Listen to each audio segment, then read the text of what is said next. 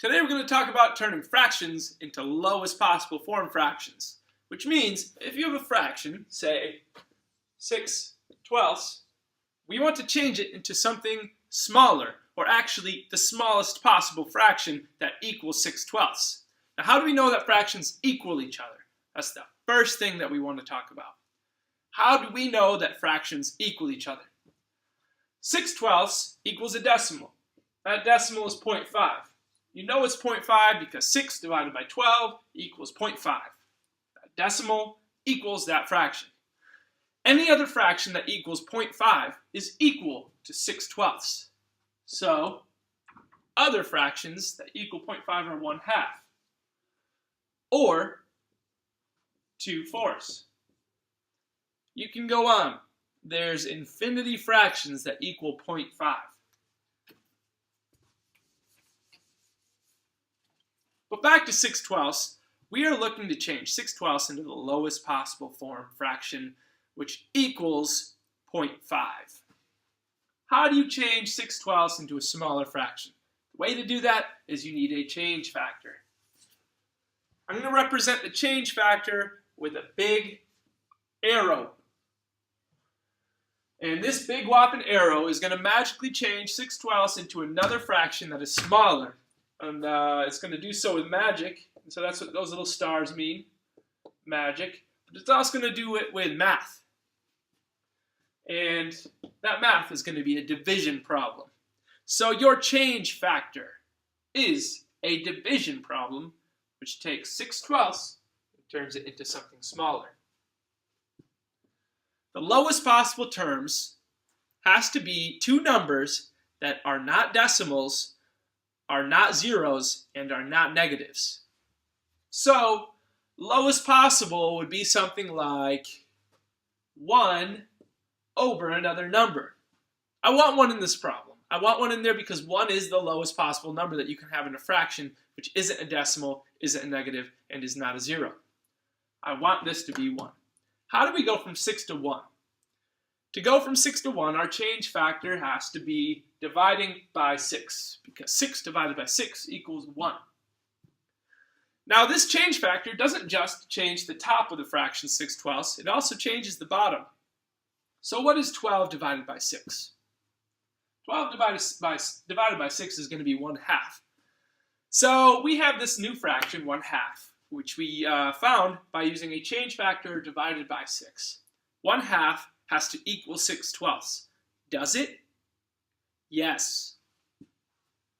Therefore, we have successfully changed 6/12 into 1/2.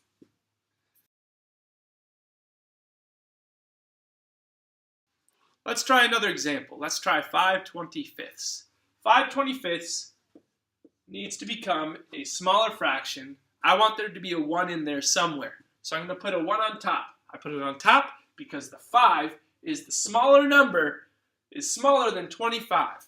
And so 1 is going to be the smaller number in this new fraction. Therefore, it's on top. To go from 5 to 1, we need a change factor. Magic, magic, magic. We need a change factor of dividing by 5, because 5 divided by 5 equals 1. What is 25 divided by 5? 25 divided by 5 is going to be a 5. And so our lowest terms fraction is 1/5. Congratulations.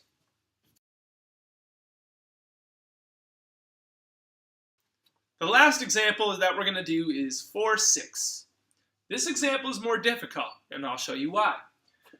We're going to put in our change factor. We don't know it yet. And then we're going to put the line for the new fraction. This is a good way to start each of your reducing fractions problems. Put an arrow for the change factor and a line for the new fraction. The next step is going to be to figure out if you can have a 1 in the new fraction. I'm going to put a 1 in the new fraction, and I'm going to put it on top, because 4 is smaller than 6, so in the new fraction we want the smaller number to be on top, or the 1. What is going to go on bottom? To know that, we have to figure out what our change factor is. 4 divided by 4 is going to give you 1, so dividing by 4 is our change factor. 6 divided by 4 is going to give you 1.5. There's a big decimal in there, and that is a no-no. That is very, very, very bad. we don't want a decimal in our fractions, so 1 divided by 1.5 is not the lowest terms.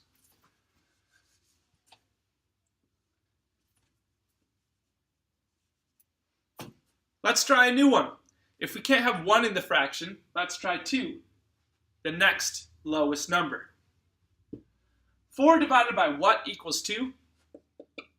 4 divided by 2 equals 2. So dividing by 2 is our magical change factor.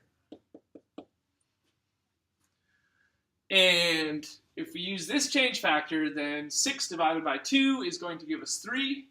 So 2/3 is our new lowest terms fraction.